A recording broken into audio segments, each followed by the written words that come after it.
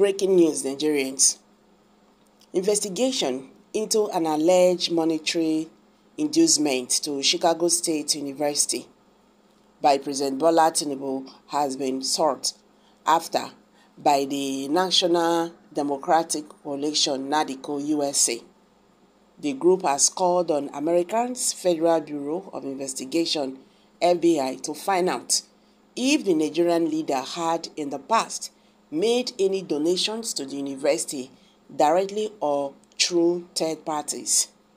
According to the group, it is important to determine if there were any monetary or other inducements made to Chicago State University by Tinubu aimed at securing certain privileges from the Chicago State University.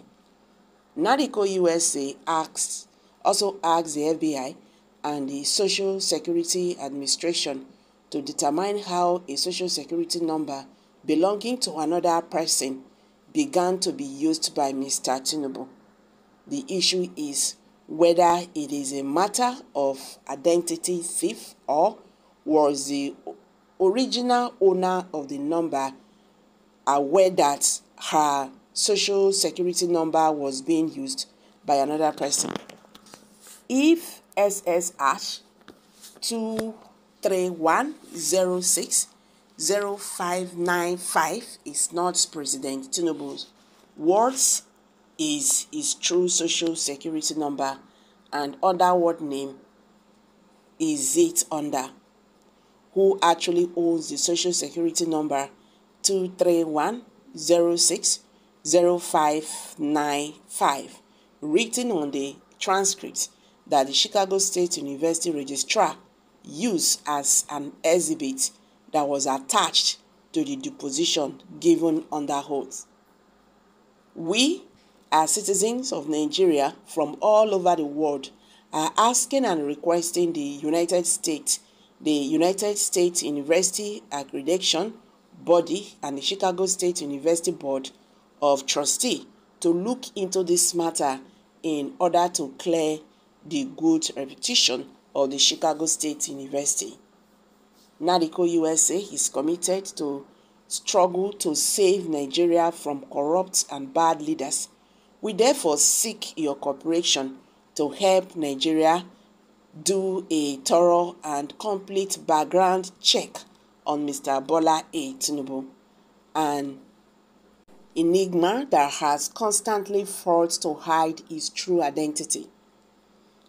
The world needs to know why President Bola A. Tinubu habitually goes to court to stop the release of his documents if he does not have anything to hide. Since Tinubu is now the president of Nigeria, it is in the interest of Nigerian national security and global security for the world to make sure that the man who presides over the affairs of the biggest democracy and economy in Africa is not a criminal, a certificate forger, or an identity thief. Nigeria, as the most populous black country in the world, must be handled with care, as the impact of a failed Nigerian state or in Nigeria where a criminality is institutionalized will be devastating to the world, especially if Nigerians start immigrating to Europe, America, and other parts of the developed world. As American votes and firm believers in democracy, we appeal to our elected officials to take this issue serious to protect democracy in Nigeria and Africa as a whole. The group yesterday in a statement said that henceforth Nigerian African voters would be looking at candidates' records and responses to Nigerian issues before casting its votes. We are no longer going to be voting one side fits all type of voting. Candidates must earn our vote before they get them, it said. Meanwhile, this the same NADCO, the National Democratic Coalition, the USA, has demanded that, that President Bola Ahmed Tinubu should resign. You understand? They asked him to resign. That was after the Supreme Court dismissed the appeals lodged by the two runners up by the February 25th, 2023 election. Alhaji Atiku Abubakar of the People's Democratic Party (PDP) and Mr. Peter Obi of the Labour Party. NADCO USA, in a statement issued to coincide with the Supreme Court judgment, also demanded the immediate resignation of the Vice President Kashim Shettima, the Senate President Godwin Akpabio, and his Deputy Jibrin, as well as the Chairman of the Independent National Electoral Commission (INEC), Professor Mahmood Yakubu. NADCO USA, in the statement signed by its Executive Director Lloyd Oko and Publicity Secretary Comrade David Adenikon, called for the swearing-in of the Speaker of the House of Representatives, Benjamin Kalu, as interim government.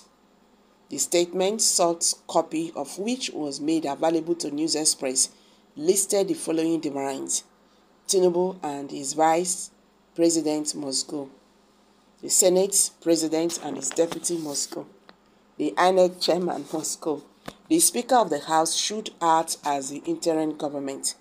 The election result must be recounted and audited with the help of forensic experts and aided by the Diaspora NBA civil society organization.